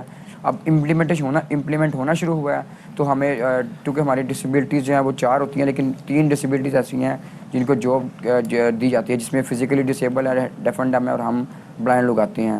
تو اگر تینوں, ہمارا یہ مطالبہ یہ بھی ہے کہ 3% کوٹا پنجاب میں ہے, اس کو آپ بالکل انکریز اگر آپ نے کرنا ہے تو کریں, اگر نہیں کرنا چاہتے, لیکن اس کو اگر آپ 1% کر دیں, تینوں ڈسیبلٹیز پہ ڈیوائڈ کر دیں, تو جب جابز آتی ہیں تو پھر سب کو حصہ ملے گا, تاکہ اس سے ڈسکرمنیشن نہیں ہوگی. بہت شکریہ آپ ہمارے ساتھ موجود تھے. اور یہ ایک بڑا مسئلہ ہے کہ اس کا سلوشن نکلنا چاہیے, اور ظاہر ہے کہ 1 ہفتے سے زیادہ 10 دن ہو چکے ہیں اور ابھی تک حکومتی سطح پر کوئی نہیں پہنچا آپ بات کرنے کے لیے. اور جو لوگ ہیں کس قدر مسائل کا انہیں سامنا ہے مدیحہ, کہ وہ لوگ وہاں پر بیٹھے ہیں, ان کے پاس کرایہ نہیں ہے, کھانے کے لیے کوئی چیزیں نہیں ہے, اور رقم بھی نہیں ہے, اور لوگوں سے قرض لے کر آئیں کہ واپس جا کے ادا کریں گے جب نوکری ہو گئی. دیکھیں یہ بالکل صحیح بات وہ کہہ رہے ہیں کہ ان کا کوٹا بہت ساری جگہوں میں مختص ہونا چاہیے. مطلب تعلیم کے حوالے سے ان کا کوٹا مختص ہونا چاہیے, پھر ان کی نوکریوں کے حوالے سے بھی کوٹا مختص ہونا چاہیے. نہ صرف کوٹا مختص ہو بلکہ اس پہ امپلیمنٹیشن بھی ضروری ہے. اب جیسے ہم دیکھ رہے ہیں سول سرونٹ سائمہ سلیم جنہوں نے ایک نئی تاریخ رقم کی ہے, تو اگر آپ سائمہ کی بھی ہسٹری دیکھیں, جو کہ ہم دیکھ رہے ہیں کہ جب وہ گئیں اور کس طریقے سے انہوں نے بھارت کو بھی تابڑ توڑ جواب دیے, انہوں نے بھی بہت محنت کی ہے. ان کی پوری فیملی میں ان کے بہن بھائیوں نے بہت محنت کی ہے, اپنا کوٹے کے حوالے سے فائٹ کرنے میں, اپنی تعلیم کے حوالے سے بڑا فائٹ کر کے دیکھیں وہ اسٹرانگ تھے. اب لیکن بتائیں جو باقی ہماری نابینا کمیونٹی ہے وہ کیسے اپنے حقوق کے لیے فائٹ کریں گے؟ آبویسلی گورنمنٹ یہ دیکھے گی اور اس پہ کوئی نوٹس لیا جائے گا, ان کی بات سنی جائے گی, اور ان کے جو حق ہے اس کو مارا نہیں جائے گا. ایک چھوٹی سی ہم یہاں پہ بریک لے لیتے ہیں اور بریک کے بعد ملتے ہیں.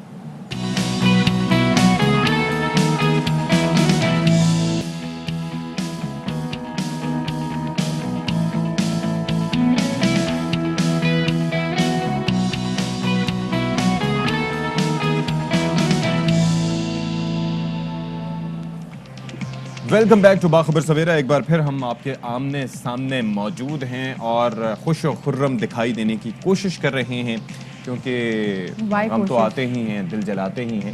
غم ملے تب بھی ہنساتے رہو, گاتے رہو, گنگناتے رہو. یہ کام مدیحہ کا ہے, کیونکہ میں آپ کو ٹارچر نہیں دینا چاہتا. لیکن بات یہ ہے کہ جو رپورٹس ویسے جاری ہوتی ہیں مختلف مہنگائی کے حوالے سے, پریشانیاں ہوتی ہیں اور ساری ظاہر ہے, تو اس کے اندر ہوتا یہ ہے کہ اب ایک رپورٹ جاری کی ہے دی اکانومسٹ کی جانب سے, اور انہوں نے کہا کہ پاکستان کا دنیا میں مہنگائی کا حوالے سے چوتھا نمبر ہے. اور پہلی کون سی آتی ہے نمبر؟ پہلے نمبر پہ جناب اس کے اندر جو ہے وہ ارجنٹینا میں, ارجنٹینا جہاں پر 51% ہے. ٹرکی دوسرے نمبر پر ہے. برازیل تیسرے نمبر پر ہے. اور سب سے کم جو مہنگائی کی شرح وہ جاپان میں ہے. بھارت کا 16واں نمبر ہے. اور پاکستان چوتھے نمبر پہ. اس میں ہم بھارت سے اوپر ہیں. بالکل جی. دیکھیں یہ اب آپ کے سامنے ٹاپ اسٹوریز پہ جلدی سے نظر ڈال لیتے ہیں.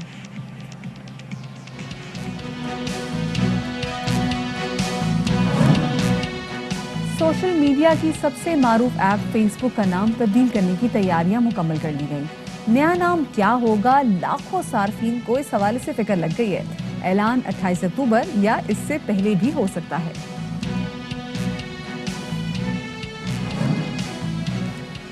گوجرانوالہ کے شہری صرف کھانے کے شوقین نہیں بلکہ فٹنس کا بھی خیال رکھتے ہیں. شہریوں کی بڑی تعداد جناح اسٹیڈیم میں ورزش کرنے پہنچتی ہے, جہاں فٹنس ٹرینر کی سہولت بھی رضاکارانہ دستیاب. اچھا جی, ٹاپ سٹوریز تو آپ دیکھ چکے ہیں. ایک افسوسناک خبر آپ تک ہم پہنچا رہے ہیں. خبر یہ ہے کہ سیکیورٹی فورسز کی گاڑی جو ہے وہ باجوڑ میں بارودی سرنگ سے ٹکرا گئی, اور اس کے نتیجے میں 4 جوان جو ہیں شہید ہو گئے. یہ واقعہ گزشتہ رات دبرئی میں آپریشن کے دوران پیش آیا ہے. ایف سی کے 2 اہلکار لانس نائک مدثر اور سپاہی جمشید شہید ہوئے. بالکل جی, اسی حوالے سے مزید تفصیلات جانیں گے. ہمارے نمائندے لئیک الرحمان ہمارے ساتھ موجود ہیں. لئیک, مزید کیا تفصیلات ہیں اس افسوسناک واقعے سے متعلق؟ ضلع باجوڑ کا علاقہ ہے دبرئی, جہاں پر سیکورٹی فورسز پولیس کے ساتھ مل کر سرچ اینڈ کارڈن آپریشن کر رہے تھے جب یہ حادثہ پیش آیا ہے, اور دیسی ساختہ بارودی سرنگ پھٹنے سے 4 اہلکار شہید ہوئے ہیں, جن میں 2 ایف سی کے اہلکار لانس نائک مدثر جن کی عمر 28 سال بتائی جا رہی ہے, اور سپاہی جمشید 26 سالہ یہ شہید ہوئے ہیں. پولیس کے 2 اہلکار سپاہی عبدالصمد اور سپاہی نور رحمان بھی شہید ہوئے ہیں. اس واقعے کے بعد سیکورٹی فورسز کی جانب سے ممکنہ دہشت گردوں کی تلاش اور جنہوں نے یہ بارودی سرنگ کرائی تھی ان کی تلاش کے لیے علاقے میں آپریشن جاری ہے, اور دیکھا جا رہا ہے کہ اگر وہ موجود ہیں تو ان کا مکمل طور پر خاتمہ کیا جا سکے. صحیح, ٹھیک ہے, بہت شکریہ لئیک الرحمان آپ کا تفصیلات سے آگاہ کرنے کے لیے.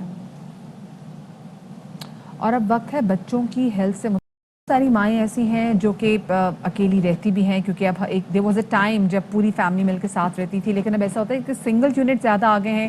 مائیں کام بھی کرتی ہیں, ساتھ میں بچوں کو سنبھالتی بھی ہیں, تو بہت ساری چیزوں میں ماؤں کو پتہ نہیں ہوتا کہ نومولود بچوں کی زیادہ اچھے طریقے سے کیئر کیسے کریں. there was a time جب دیکھتے تھے جب نانیاں دادیاں ساتھ رہتی تھیں تو وہ بچوں کی خود مالش میں خاص انٹرسٹ لیتی تھی, اور وہ خود بچوں کی مالش بھی کرتی تھیں. لیکن آج کی اماؤں کی بھی کر دیتی تھی, کیونکہ اماں جب تھکی ہوتی تھی واقعی ان کے لیے ضروری بھی ہوتا تھا. لیکن آج کی جو ماں ہے جو آلریڈی بہت زیادہ ایگزاسٹ بھی ہے, وہ اپنے گھر کے کام بھی کر رہی ہے, اپنی جاب بھی کر رہی ہے, اس کو بہت ساری جگہوں پہ نہیں پتا کہ بچوں کی مالش کیسے ہونی چاہیے. تو آپ بالکل پریشان نہ ہوں, اور بلکہ ماؤں کیا یہ فادرز پہ بھی سیم چیزیں لاگو ہوتی ہیں کہ آپ نے بچوں کی مالش کیسے کرنی, کیونکہ یہ مالش آپ کے بچوں کے نشو و نما میں بہت ہیلپ کرتی ہے. اچھا, میں سمجھا آپ کہہ رہی ہیں کہ بلکہ فادرز کو بھی پتا ہونی چاہیے کہ ان کی مالش کیسے ہونی. نہیں, بچے فادرز کو یہ پتا ہونا چاہیے کہ بچوں کی مالش کیسے ہونی. وائی اونلی مدر, مطلب ماں کو صرف تھوڑی خیال رکھنا ہے, ماں صرف بچوں کی مالش کیوں نہ کرے, کیوں کرے, ہاں والد کی بھی کرے. نہیں, والد اپنی مالش ہی کیوں کروائے, وہ بچوں کی مالش کیوں نہیں کرواتے. تو اس حوالے سے آج ہم بات کریں گے. بالکل جی, اس حوالے سے ہم آج بات کریں گے, اور بہت ضروری ہے جی. اور مالش سے بچے کی نہ صرف یہ کہ گروتھ بہتر ہوتی ہے, اس کے مسلز میں جو اگر کوئی اسٹرین ہوتے ہیں, کوئی اس طریقے سے ہوتے ہیں, تو وہ بھی دور ہوتا ہے. پھر اس کے بعد جو ہے وہ کمفرٹیبل بچہ بہت زیادہ فیل ہوتا ہے, اور پھر شفقت کا ایک احساس بھی اس کے لیے مزید بڑھتا ہے, اور بچہ اچھی سلیپ بھی جیسے لیتا ہے. اسی حوالے سے بات کریں گے. چائلڈ اسپیشلسٹ ڈاکٹر سراج النساء سید صاحبہ ہمارے ساتھ موجود ہیں, ان کو شامل گفتگو کریں گے. بہت شکریہ ڈاکٹر صاحبہ آپ کا کہ آپ نے باخبر سویرا کو وقت دیا. ڈاکٹر صاحبہ, سب سے پہلے تو یہ بتائیے گا, ہم نے پہلے زمانے میں بہت دیکھا ہے کہ نانیاں دادیاں پھپھیاں اسپیسیفکلی آ کے بچوں کی مالش کیا کرتی تھی گرم تیل سے. اب سم ہاؤ وہ رواج تھوڑا کم ہوتا چلا جا رہا ہے, اور بہت ساری جگہوں پہ ماؤں کو خود بھی نہیں پتا, اور وہ ڈرتی میں کہ کہیں غلط मसाज हो जाए, कोई गलत वेन दब जाए तो कि बच्चा Exactly, किसी हाँ। माजूरी का शिकार ना हो जाए। अभी जैसे मदिया आपने खुद ही बोला कि अस्सलाम वालेकुम, सबसे पहले तो मैं आपको सलाम करूँगी। जैसे आपने अभी खुद बताया कि पेरेंटिंग जो है वो फादर और मदर दोनों का ही काम है। और अभी जैसे जो नई आने वाली माएँ हैं वो बिल्कुल इन चीज़ों से दूरी की तरफ चली गई हैं, इसलिए कि पहले बड़ा अच्छा सिस्टम होता था, ख़ानदानी रवायात होती थी, दादियाँ नानियाँ इकट्ठे रहती थी, एक सॉर्ट ऑफ तो बहुत अच्छा पैम्परिंग और बकअप टाइप माहौल होता था, लेकिन अब उससे दूरी हो गई है। और बहुत अच्छी बात है कि आप बहुत अच्छा टॉपिक लेके आए हैं जो फॉरगेटन और हिडन टॉपिक है।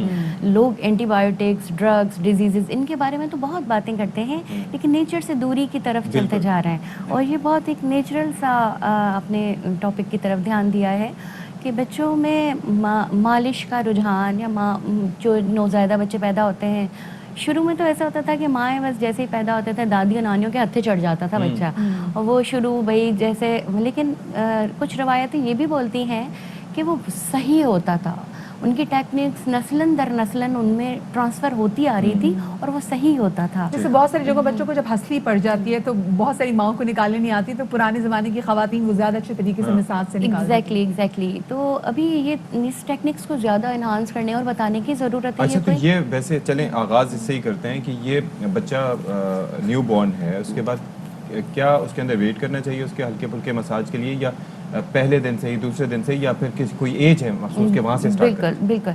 देखिए जैसे ही बच्चा एक बॉर्न होता है उसके कुछ टाइप्स होते हैं, कुछ बॉडी के औज़ा होते हैं जो कि बिल्कुल ही न्यू होते हैं। और जैसे अम्बलाइकल कॉर्ड का मिसाल ले लें आप, नाफ, तो नाफ जब कच्ची होती है झड़ने से पहले आप बॉडी में मसाज ना करें।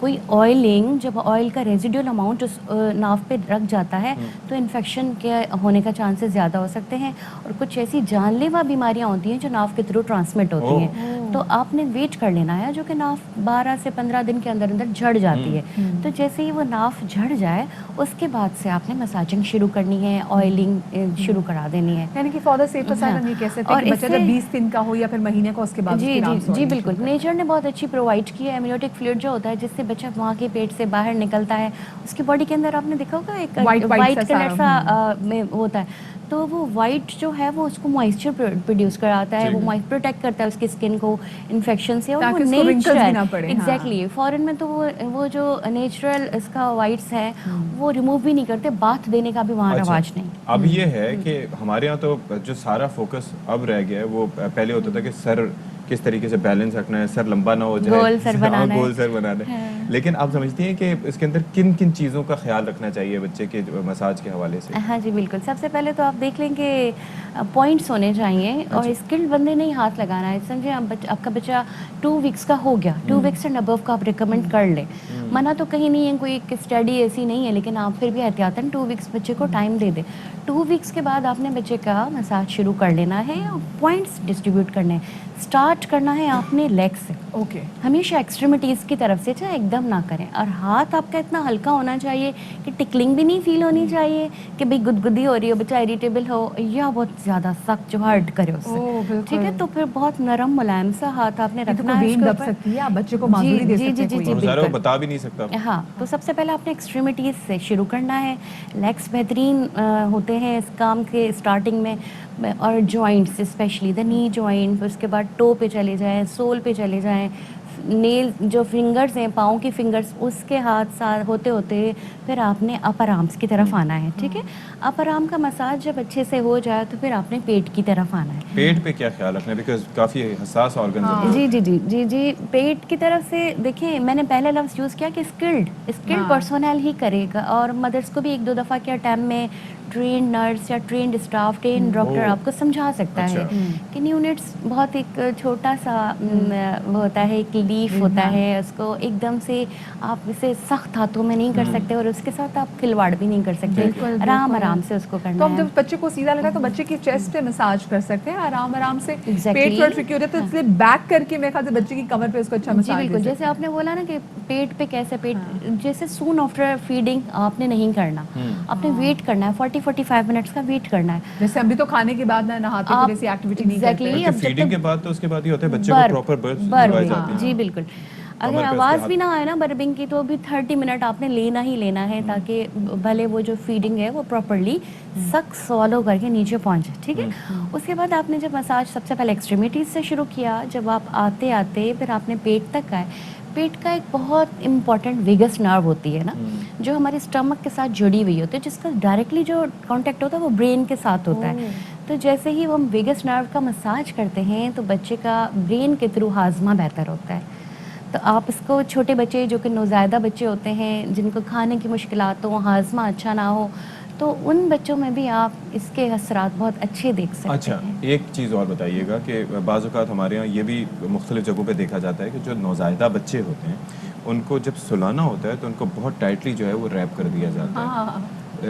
Is it a good thing? क्योंकि वेस्ट में भी ये प्रैक्टिस देखते हैं, पाकिस्तान में भी देखते हैं कि बच्चे के हाथ पाँव बांध दिए जाते हैं, वो कहते हैं कि साउंड स्लीप से होता है बच्चा। बस ये थोड़ा तस्वर वो वाला है कि नेस्ट लाइक पोजीशन हो, कि जैसे ही न्यू बॉर्न एक मदर के वूम में होता है तो वो एक नेस्ट लाइक पोजीशन होती है, तो उसको नेस्ट देना है, ना कि इतना अकड़ाना है कि मैंने देखा रस्सियों धागों की तरह पूरा अकड़ा होता है। ऐसे मम्मी बना देते हैं। हाँ बिल्कुल, सही लफ्ज़ यूज़ किया, लेकिन ऐसा नहीं करना चाहिए। इस तरह उसकी घुटन का एहसास होता है। अब आप देखें कि नेस्ट लाइक पोस्चर एक बहुत कूजी एंड कंफर्टेबल पोस्चर होना चाहिए, नथिंग एल्स, इससे ज़्यादा नहीं करना बच्चे के हाथ पाँव सीधे होने चाहिए, जो बच्चों को कहते हैं एग्जैक्टली। हम हमेशा बच्चों को सीधा नहीं लेटाते मदिया, जब भी पेशेंट न्यूबॉर्न्स को हम लेटाते हैं, माओं को मैं एडवाइस करती हूँ कि कभी भी अपने न्यूनेट्स को दूध पिला के या किसी भी कंडीशन में लेटाना, अपराइट पोजीशन में डायरेक्ट नहीं लेटाना, लेफ्ट लेटरल पोजीशन, जो कि सुन्नत का तरीका भी है।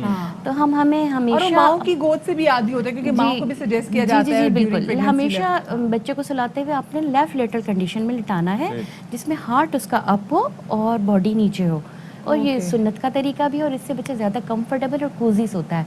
और एनेटमिकली इसका एक ये रीज़न है कि जब बच्चा खुदा न खास्ता अगर रीगर्ज करे फीड, तो वो एसोफेगस में जो सांस की नली है उसमें डायरेक्टली फीड नहीं जाता, बल्कि बाहर निकल जी, बच्चा चोक भी कर सकते हैं। बहुत शुक्रिया जी। हमारे साथ डॉक्टर सिराजुन्निसा सैयद साहिबा मौजूद थी और हम बच्चों की मालिश के वाले से बात कर रहे थे। यू हैव, आपके पास ब्रेकिंग न्यूज़ जी, ब्रेकिंग न्यूज़ ये है कि नैब ऑर्डिनेंस जो था, जो तरमीमी ऑर्डिनेंस था, उसको अब इस्लामाबाद हाई कोर्ट में चैलेंज कर दिया गया है।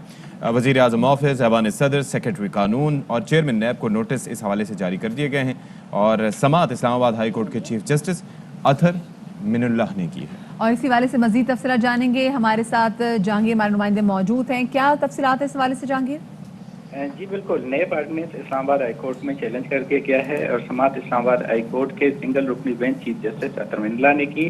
दरखास्त गुजार लतीफ़ कुरैशी अपने वकील डॉक्टर GM चौधरी के साथ अदालत में पेश हुए थे। अदालत में डॉक्टर GM चौधरी ने जो है मौक़िफ़ अपनाया था कि नैब तरमीमी ऑर्डिनेंस में तमाम बड़े लोगों को करप्शन की कानूनी बना दिया गया है, जो कि पीछे चपरासी ही रह जाएगा, जिस पर चीफ जस्टिस ने मुस्कुराते हुए कहा कि इस पर ठीक है, अटॉर्नी जनरल ऑफ पाकिस्तान को आइंदा समाअत में ज़ाती हैसियत में तलब करते हैं, और अदालत ने फरीकैन को भी नोटिस जारी कर दिए हैं। डॉक्टर GM चौधरी ने अदालत में दलाल दिया कि नैब ऑर्डिनेंस नंबर जो है 100 सेक्शन 4 के तहत वो शिकायतें तरमीम की गई हैं जो कि करप्शन को जो है वो तहफ़्फ़ुज़ देती हैं। अदालत नैब ऑर्डिनेंस को गैर कानूनी करार देकर इम्तियाजी और बुनियादी हुकूक की खिलाफ वर्जी करार दे, और इंसाफ के मफाद में हाईकोर्ट इस तरह के गैर कानूनी और गैर आइनी ऑर्डिनेंस को कालदम करार दे। चेयरमैन नैब की तकर्रुरी इश्तिहार और मुसाबिकती अमल से नहीं किया गया है। डॉक्टर GM चौधरी ने कहा कि मुअज़्ज़ज़ अदालतों में मुकर्रर जजेस की तरह भर्तियों और तकर्रुरों के शफाफ तरीका कार पर अमल नहीं किया गया, और 8 अक्टूबर के नोटिफिकेशन को अदालत मुअत्तल कर दे। अदालत ने जो है दलाल सुनने के बाद समाअत 2 अक्टूबर तक के लिए नोटिस जारी करते हुए समाअत मुलतवी कर दी है। जी सही, ठीक है, बहुत शुक्रिया जहांगीर असलम आपका में तफसीलात से आगाह करने के लिए। और कल हम बात कर रहे थे बलूचिस्तान हुकूमत के हवाले से। कल ये कहा जा रहा था कि कल होगी वोटिंग, जिसमें पता चल जाएगा कि वजीर आला बलूचिस्तान जो हैं जाम कमाल वो रहते हैं वजीर आला या नहीं रहते, और उनको अपोजिशन की जानिब से और स्पेसिफिकली वो भी लोग जो कि नाराज थे, उन्होंने उनको 12 बजे तक का टाइम दिया था कि जी 12 बजे तक आपके पास टाइम है, आप मुसाफिर हो जाए। लेकिन कल जो इजलास हुआ उसमें उन्होंने देखा कि जो स्पीकर बलूचिस्तान असेंबली ने अपनी रूलिंग दी, उन्होंने कहा जी अब 25 अक्टूबर को फैसला होगा। बिल्कुल जी, और 33 अरकान ने जो करारदाद पेश की गई थी उनकी हिमायत कर दी थी। Remember this is the number जो कि चाहिए था वजीर आला साहब के खिलाफ तहरीक अदम एतमाद को कामयाब करने के लिए। इसी पर हम बात कर लेते हैं। तर्जुमान बलूचिस्तान हुकूमत लियाकत शाहवानी साहब हमें ज्वाइन कर रहे हैं। अस्सलाम वालेकुम Liaquat Shahwani sahab, I hope you are doing well sir, क्योंकि आप बड़े ऑप्टिमिस्टिक हैं, बल्कि थे, अभी थे का सीगा यूज़ करूंगा, अभी आपसे बात होगी तो फर्दर पता चलेगा, क्योंकि अब तो करारदाद जो पेश हुई 33 अरकान ने उसकी बज़ाहिर हिमायत भी कर दी, लेकिन ये जो पॉलिटिक्स है it's a very funny thing, कभी भी कुछ भी हो सकता है। तो आपके क्या इरादे हैं, क्या करना है आप? देखिए 33 अरकान ने करारदाद की हिमायत की है, करारदाद पे वोटिंग नहीं की। हाँ, अगर उस पर 33 वोट आ जाए तो यकीनन जो करारदाद है उनकी वो कामयाब हो जाएगी, लेकिन ऐसा होगा नहीं। 25 अक्टूबर को अभी वोटिंग होनी है, और वोटिंग वाले दिन शुरू से हम यही गुजारिशात आपके सामने रख रहे हैं कि जो अक्सरियत है वो वज़ीर आला बलूचिस्तान जाम कमाल साहब के साथ है, और 25 अक्टूबर को ये जो करारदाद है ये डिफीट हो जाएगी, इसको शिकस्त फाश। लेकिन लियाकत साहब आप कम से कम अरकान भी उनको इंशाल्लाह नहीं आप मिलेंगे। इस चीज से तो वाकिफ होंगे ना, इवन आफ्टर दैट, कि जो लोग अभी 33 खड़े हो गए या जिन्होंने 33 ने उसकी हिमायत कर दी, अगर उस दिन नहीं भी करेंगे, लेकिन ऑन प्रिंसिपल आपको पता है कि उसकी वजूहात कुछ और होंगी, वो ऑन प्रिंसिपल वजीर आला साहब के साथ नहीं है। देखिए प्रिंसिपल का फैसला जो है आईन पाकिस्तान करती है, तमाम जो प्रिंसिपल्स हैं वो वहीं से डिराइव होते हैं, और आर्टिकल 136 के तहत जो तरीक़ाकार और फिर Balochistan rule of procedure and conduct, उसमें यही तय है कि करारदाद जो है सिर्फ 20% लोग जो है पेश कर सकते हैं, जिसका मतलब है कि 13 अफराद बलूचिस्तान असम्बली में, और इस दिन जो है फैसला नहीं होगा। फैसला आइन के तहत जो 25 अक्टूबर वोटिंग के लिए दिन तय है उस दिन फैसला होगा, और उसी दिन अगर यही फैसला बरकरार रहता है और यही इनका स्पिरिट बरकरार रहता है, तो फिर हमारा भी ये प्रिंसिपल फैसला है, आइन भी फिर यही कहती है कि वो जीत जाएंगे और फिर वज़ीर आला साहब अपने मनसब पे नहीं रहेंगे। लेकिन इन तमाम प्रिंसिपल्स को देखते हुए जो कॉन्स्टिट्यूशन बनाया गया, उसको डिज़ाइन किया गया, तो तमाम इन चीज़ों को सामने रखा गया कि एक दफ़ा ये जो करारदाद पेश होगी उसके बाद 4-5 दिन का जो एक पीरियड गैप बीच में रखा जाता है, उसकी वजह यह है कि दोनों फरीकैन अपनी जो तादाद है, स्ट्रेंथ, उसको बढ़ाने की कोशिश करते हैं, और हमारी जो तादाद है वो आप अपनी कितनी कोशिशें कर रहे हैं शावानी साहब? हमारे पास आपसे तो हम गाहे बगाहे जब भी बलूचिस्तान असेंबली के हवाले से बात होती है तो हम आपसे अपने गाहे बगाहे अपने शो में भी लेते हैं, बातचीत भी करते हैं। अभी भी आपके चेहरे पे एक भीनी भीनी सी मुस्कुराहट है, अभी भी आप काफ़ी ज़्यादा पॉजिटिव जो है वो फील कर रहे हैं, जबकि हमने देखा था कि बुलेदी साहब ने कहा था कि हमारे पास 40 अरकान है, ये तो 33 अरकान है, जो भी पिछले दिनों इनका एक इजलास भी होता है उसमें शरीक हुए थे, लेकिन उन्होंने कहा था कि हमारे पास 33 नहीं, हमारे पास 40 है। ऐसी सूरत हाल में भी आप लोग इतने कॉन्फिडेंट नजर आ रहे हैं, इसका मतलब है आप लोगों की भी तैयारी कहीं ना कहीं से पक्की है। नहीं, हमारी तैयारी जो है अपने इत्यादियों की बाहम पक्की है, और इसीलिए ये जो गैर संजीदा अमल है ना नंबर गेम का, इसमें मैं शुरू से नहीं पड़ा। अब जिन्होंने दावा किया उनके लिए क्या रह जाता है कि सुबह उनका दावा है 40 बल्कि 42 का दावा, और बाद में जो है 33 जो है निकल आते हैं और 9 अरकान गायब हो जाते हैं। इसीलिए जब नंबर गेम की ये बात करते थे तो मैं एक ही जुमला कहा करता था, अब भी कहता हूँ कि नंबर उनके पास नहीं है, लेकिन उन्होंने रॉन्ग नंबर डायल कर दिया है। मैं सिर्फ इतना बताता हूं, और कल आपने जो देखा है असल रॉन्ग नंबर जो इन्होंने डायल किया आपको 25 अक्टूबर को नजर आएगा। शिकस्त फाश होने जा रही है इस रेजोल्यूशन को, और मैं ज़्यादा ऑप्टिमिस्टिक होते हुए ये दावा तो नहीं करता, चूंकि मीडिया में ब्रेकिंग न्यूज़ जो है उसकी बड़ी अहमियत है। तो आज आपको एडवांस में ब्रेकिंग दे रहा हूं कि आपका जो रिपोर्टर है कोयटा से जब आपको रिपोर्ट कर रहा होगा 25 अक्टूबर को, तो जुमला सुनिए कि करारदाद को शिकस्त फाश हो गई। अच्छा, लेकिन वो आपका रिपोर्टर इंशाल्लाह 25 अक्टूबर को आपको बताएगा। चलें, अच्छा ये बताएं कि वो तो कह रहे हैं कि ऑपोजिशन ये आप पे इल्जाम लगा रही है कि आप तो बंदे गायब करवा रहे हैं, ये काम भी करते हैं आप लोग सर? ये अगर हम काम करते तो 33 में कोई नजर नहीं आता, सारे मुखालिफिन थे, सभी को गायब कर देते। बाकी 33 को किसी ने गायब नहीं किया। वो शायद वो मोटो होगा ना, slow and steady wins the race, एक एक करके करते हैं। नहीं, रेस तो हम जीत चुके हैं, अल्हम्दुलिल्लाह रेस हम जीत चुके हैं, और जो शिकस्त खोरदा अनासिर हैं वो बेबुनियाद इल्जामात लगा रहे। कितने अफसोस की बात है, अपोजिशन लीडर असम्बली के तकद्दुस को पामाल करते हुए अरकान के इस्तेहकाक को पामाल उन्होंने किया, और ये कहा کہ اراکین کو جو ہے غائب کر دیا گیا. اراکین کو نہ کوئی زبردستی اسمبلی لا سکتا ہے, نہ اسمبلی آنے سے کوئی روک سکتا ہے, نہ ہم یہ کر سکتے ہیں, نہ پوزیشن کے پاس یہ اختیار ہے. معزز اراکین ہیں, ایم پی ایز ہیں, اور پھر 3 ان میں خواتین ہیں. پہلے انہوں نے کہا کہ 5 کو اغوا کر دیا ہے, بعد میں ایک ممبر جب آئے تو ان کا جو چہرے کا رنگ ہے وہ پیل پڑ گیا, اور پھر ایک خاتون رہنما نے شام کو کہا کہ وہ اسلام آباد میں ہیں اور وہ علیل ہیں, اپنے علاج معالجے کی غرض سے اسلام آباد تشریف لائی ہیں, وہ بھی سامنے آ گیا. تو گزارش یہ ہے کہ بہت سارے اراکین موجود نہیں تھے. نواب ثناء اللہ زہری صاحب تشریف نہیں لائے تھے, سردار یار محمد رند صاحب ایبروڈ چلے گئے تھے, ہمارے کچھ دوست وہاں پہ موجود نہیں تھے, اور کل تو ووٹنگ کا دن ہی نہیں تھا. 13 اراکین سے کم نہیں ہونے چاہیے تھے, 13 سے زیادہ ہونے چاہیے تھے, 13 سے زیادہ ان کے پاس تھے. چلیں یہ ہمارے مخالفین 33 تھے, وہ 5 اگر ان کے حق میں بھی آ جاتے 38 ہو جاتے. جام کمال صاحب نے بہت بڑی سٹیٹمنٹ دے دی. سی ایم صاحب جو ہے اپنے عہدے سے فارغ تو نہیں ہوتے, شہوانی صاحب تو کل نہیں ہونی تھی نا. سن تو لے شہوانی صاحب, جام کمال صاحب نے ایک بہت بڑی سٹیٹمنٹ دی. انہوں نے کہا جی کہ اگر 25 کو جو تحریک عدم اعتماد ہے وہ کامیاب ہو جاتی تو وہ ہمیشہ کے لیے سیاست چھوڑ دیں گے. ساتھ میں پھر انہوں نے, کیونکہ ثناء اللہ بلوچ صاحب نے بھی ان کو کہا تھا آپ سیاست چھوڑ دیں, تو انہوں نے کہا کہ ورنہ آپ کو سیاست چھوڑنی پڑے گی. تو پھر آپ کو کیا لگ رہا ہے کہ ثناء اللہ بلوچ صاحب سیاست چھوڑیں گے یا پھر جام کمال صاحب چھوڑ سکتے ہیں, یا چھوڑیں گے بھی؟ ثناء اللہ بلوچ صاحب نے سیاست شروع ہی کب کیا ہے؟ اس کو تو الزامات لگانے آتے ہیں, جب سخت وقت بلوچستان پہ آ جاتا ہے اپنے ورکر پارٹی کو چھوڑ کے ایبروڈ چلے جاتے ہیں, جب کنڈیسیو اور اچھے حالات اس کو نظر آ جاتے ہیں واپس آ جاتا ہے.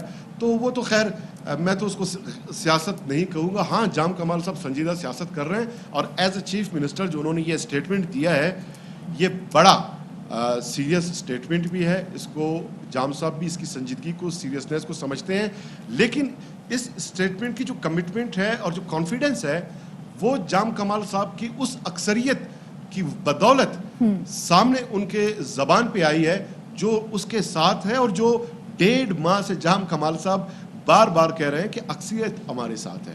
صحیح. اور وہی اکثریت ہماری قوت ہے, ہماری طاقت ہے, اور اسی اکثریت کے بنیاد پہ 25 کو یہ پروف بھی ہو جائے گا وہیں کہ سے آ رہا ہے, کتنی اور اکثریت اسی آپ اعتماد لوگوں کی کے بنیاد ساتھ پہ ہے. عدم اعتماد جو ہے ناکام ہو جائے گی. صحیح, بہت شکریہ جی. لیاقت شہوانی صاحب ہمارے ساتھ موجود تھے, کہہ رہے تھے کہ اب سے آلموسٹ 3 منٹ پہلے یعنی کہ 10:22-23 پہ انہوں نے کہا تھا کہ انشاءاللہ 25 اکتوبر کو آپ کے جو کوئٹہ کے نمائندے یعنی کہ مصطفیٰ ترین, آئی ایم شیور کیونکہ جو بیورو چیف کوئٹہ ہے وہ اس کو ڈیل کر رہے ہوں گے, تو وہی آپ کو یہ بریکنگ نیوز دیں گے جو انہوں نے ہمیں پیش کی. بریکنگ نیوز دی ہے کہ جو تحریک عدم اعتماد کی جو ان کی پالیسی تھی جو لانا چاہ رہے تھے یہ اس کو شکست ہوئی ہے. جی بالکل, لیٹس سی واٹ ہیپنز, کیونکہ دے آر ویری کانفیڈنٹ.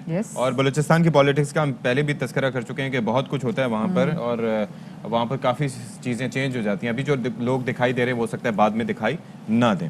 ابھی جی ایک اور اہم خبر ہم تک پہنچی ہے اور ایک بریکنگ نیوز ہے, اور وہ بریکنگ نیوز یہ ہے کہ الیکشن کمیشن کی جانب سے اعظم سواتی صاحب کو ایک شو کاز نوٹس جاری کر دیا گیا ہے, اور الیکشن کمیشن نے 26 اکتوبر کو اعظم سواتی کو ذاتی حیثیت میں پیش ہونے کا حکم دیا ہے. اچھا, اعظم سواتی صاحب ویسے کافی اپنے بیان بازی کی وجہ سے جانے جاتے ہیں, اور جب یہ ادارے آپس میں ہم دیکھ رہے تھے کہ کچھ سلسلہ چل رہا تھا الیکٹرانک ووٹنگ مشین کے حوالے سے, تو اس پر انہوں نے بڑی سخت باتیں کی تھیں. تو اب دیکھنا یہ ہے کہ کیا یہ جو نوٹس دیا گیا ہے وہ اس وجہ سے دیا گیا ہے, اس لیے پیش ہونے کا حکم دیا گیا ہے. اور اب ایک چھوٹی سی یہاں پہ بریک لے لیتے ہیں, آپ لوگ ہمارے ساتھ رہیے گا.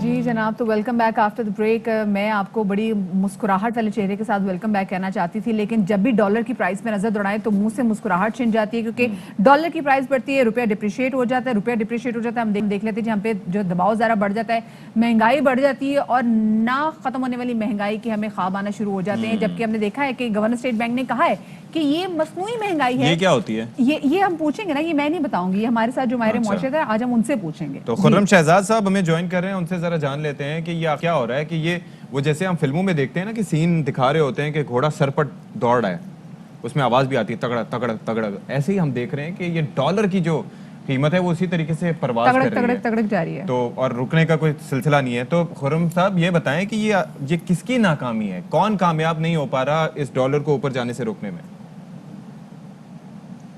जी अस्सलाम वालेकुम and good morning to the both of you. देखें इस वक्त जो है ये जो डॉलर और रुपी का जो सिलसिला चला हुआ है ये ऑफ कोर्स हमारे मुल्क के लिए काफी खतरनाक है और इसमें 2-3 नुकसान हैं और वो बहुत बड़े हैं। एक तो नुकसान ये है कि आपके यहाँ जो कर्जे हैं, कर्जे बहुत ज्यादा आपके बढ़ जाएंगे, क्योंकि अगर 1 रुपया डॉलर की कीमत में इजाफा होता है तो तकरीबन कोई 100 से 125 अरब कम से कम जो है आपके कर्जों में इजाफा हो जाता है। आपको 1 से 125 अरब रुपए ज्यादा जो है पे करने पड़ते हैं। ये मैं बात कर रहा हूँ सिर्फ और सिर्फ बैरूनी कर्जों की, ठीक है। अंदरूनी कर्जे अलग हैं। तो ये एक तो ये नुकसान बड़ा हो गया। दूसरा ये कि जिस तरह से रुपये की कीमत में, उसकी कदर में कमी होती है, उसी तरह से आपके यहाँ महंगाई में बहुत ज्यादा इजाफा होता है। उसकी वजह ये कि हम बहुत ज्यादा चीजें आज भी इंपोर्ट करते हैं। हम अपनी ऑयल का कंजम्पशन का, एनर्जी की कंजम्पशन का 85%, 85% हिस्सा हम इंपोर्ट करते हैं। तो महंगाई ये टेम्परेरी नहीं होती है, ये बेसिकली बिल्कुल ये महंगी नहीं होती है, टेम्परेरी नहीं होती है ये महंगाई, बल्कि आपके यहाँ ट्रांसलेट होती है डायरेक्ट इनडायरेक्ट इम्पैक्ट्स में। क्योंकि होता ये है कि जब चीजें आती हैं उनकी कीमतों में इंटरनेशनली इजाफा हो रहा है अभी, क्योंकि ऑयल जो है इस वक्त तकरीबन कोई 60-70% ऊपर है और एनर्जी ऑन एवरेज जो भी हीटिंग ऑयल है वो ऑन एवरेज अगर आप देखें 120% ऊपर है।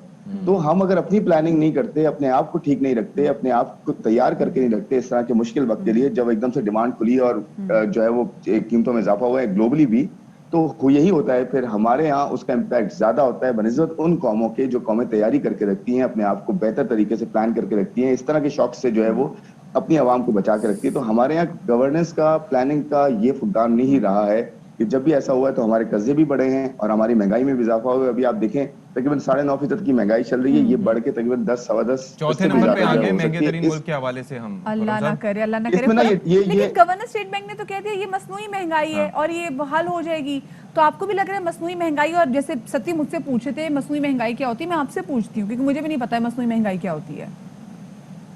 ये मैं भी पहली बार आपसे सुन रहा हूँ कि कोई ये कह रहा है कि मसनूई महंगाई होती है। मसनूई से मतलब ये होता है कि मैं इसको यूं कहूंगा कि शॉर्ट टर्म महंगाई है, शॉर्ट टर्म शॉक है, इसको ऐसा कहा जा सकता है मेरे ख्याल में। तो लेकिन शॉर्ट टर्म शॉक्स होते हैं वो अगर बहुत बड़े शॉक्स हों तो मदिया उसका इम्पैक्ट बहुत लंबा हो जाता है। यानी कि आप देखिए 2008 में अमेरिका में जो हाउसिंग डाउनफॉल था उसने वहां पे तो 1 साल 1.5 साल रहा, लेकिन उससे पूरी दुनिया को हिलाया और दुनिया में फिर बाद में मिडिल ईस्ट में और एशिया में भी इसका इम्पैक्ट आया। तो ये जो शॉक्स, आफ्टर शॉक्स होते हैं ना, ये बहुत सिवियर होते हैं, ये बहुत ज्यादा आपको जो है प्रॉब्लम क्रिएट करते हैं। तो यहाँ पे डबल एज स्वॉर्ड है, दो धारी तलवार है कि एक तो डॉलर में जो है इजाफा हो रहा है यानी कि रुपये में कमी हो रही है, दूसरे एंड पे इंटरनेशनल मार्केट में प्राइसेस भी बढ़ रही हैं। तो दो धारी तलवार है, तो इसका इम्पैक्ट ज्यादा होता है बनिस्बत इसके कि रुपये जो है अप्रिशिएट कर रहा हो और इंटरनेशनल मार्केट में। अब ये जरा बताएं कि 2013 का अगर हम थोड़े से स्टैट्स देखें तो उस वक्त डॉलर था तकरीबन 102 रुपए का, ठीक है, 102, 101, 102 इसी तरह था। 2018 में जाके ये हुआ जब तहरीक इंसाफ की हुकूमत आई तो 128, 29 पे ट्रेड कर रहा था। अब ये देखिए तकरीबन कोई हम इसमें देख सकते हैं कि कोई 26-27 रुपए का डिफरेंस आया था। अभी 3 साल में हम देख रहे हैं कि अब तक 43-44 रुपए का डिफरेंस आ चुका है।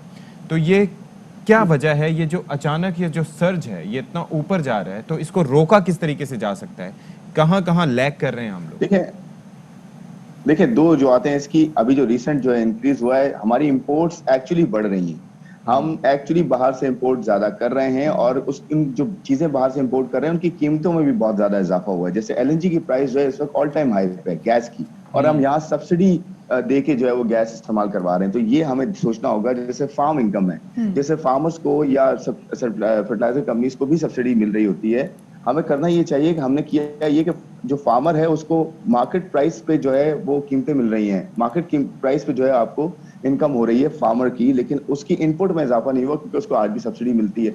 तो फार्मर्स को इनकम ट्रांसफर हुई है, तो ये अच्छी चीज होना, लेकिन इसकी बेसिस पे पूरी इकोनॉमी पे जो है आप जो है वो कॉस्ट नहीं क्रिएट कर सकते, नंबर 1। दूसरा ये कि हमारे इंपोर्ट्स ऑल टाइम हाई पे जो है इस वक्त मंथली चल रही है 6-6.25 अरब डॉलर की, जो कभी भी नहीं थी। एक्सपोर्ट इतनी ज्यादा ग्रो नहीं कर रही क्योंकि एक्सपोर्ट को ग्रो करने में भी टाइम है, इन्वेस्टमेंट अभी हुई है तो 3-4-5 महीने लगेंगे जब एक्सपोर्ट ग्रो होना सही से शुरू होगी। आज आईटी की थोड़ी सी ग्रोथ हो रही है, लेकिन ओवरऑल जो है हमारी एक्सपोर्ट ग्रोथ नहीं। तो हुआ ये है कि आपकी एक्चुअली इंपोर्ट्स बहुत ज्यादा बढ़ गई हैं। पूरे साल की एक्सपेक्टेशन ये है कि तकरीबन 70 अरब डॉलर की जो है सिर्फ इम्पोर्ट्स हो सकती हैं जो ऑल टाइम हाई पे होंगी, सिर्फ 70, ये कम नंबर बता रहा हूँ मैं आपको, और $10 अरब का करंट अकाउंट डेफिसिट हो सकता है। $10 अरब का हम अफोर्ड कर सकते हैं क्योंकि हमारे अभी रिजर्व्स हैं, लेकिन इससे ज्यादा बढ़ गया तो रुपये पे डेफिनेटली इम्पैक्ट आएगा। तो दूसरा रीजन जो था वो ये था कि अफगानिस्तान से भी पैसा यहाँ से जो है वो निकला है उसके यूएस के विड्रॉल के बाद, और यहाँ से तकरीबन $14-15 मिलियन की उनकी रिक्वायरमेंट है जो यहाँ से निकल रही है, उसको कंट्रोल करना चाहिए। तो ये एक्सेसिव जो इम्पैक्ट है इसका, इसको कंट्रोल करना चाहिए ताकि हमारे रुपये को स्टेबिलिटी मिले। और एक और चीज स्टेट बैंक की शायद ये है कि वो कंटिन्यूसली डेप्रिशिएट होने दे रहा है ताकि खुद ब खुद इम्पोर्ट्स जो है कम हो, महंगी इम्पोर्ट्स हो तो वो कम हो जाएगी। लेकिन प्रॉब्लम ये कि हमारे यहाँ उसका अल्टरनेट नहीं है, लोकली कैपेसिटी हमें क्रिएट करनी है। बहुत शुक्रिया जी, वक्त बहुत मुख्तसर है। खुर्रम शहजाद हमारे साथ मौजूद थे दुबई से, बहुत शुक्रिया आपका। यहाँ पे जल्दी से छोटी सी ब्रेक ले रहे हैं, हमारे साथ रहिएगा।